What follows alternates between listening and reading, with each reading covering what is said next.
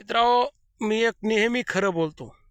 2019 पासून काही कुटुंबाचा आणि माझा अर्थाशी काहीही संबंध नव्हता. तरी हे बिचारे माझ्या संग झगडत राहिले. झगडू द्या, त्यांचा लाभ त्यांच्या संग. मी कुठलाही त्यांचा बदला घेण्याच्या भानगडीत पडलो नाही.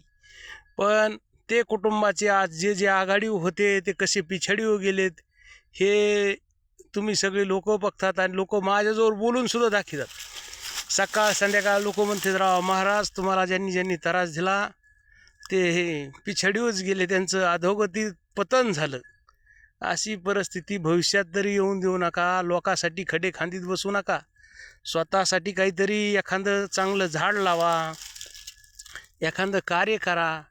लबाड लोकांसाठी तुम्ही खडे खांदीत बसल्यावर तुमचं वाटोळंच होणार ना. आयुष्यात तुम्हाला चांगला दिवस कधीच येणार नाही, किती तुम्ही चांगलं करायचं प्रयत्न केला तरी.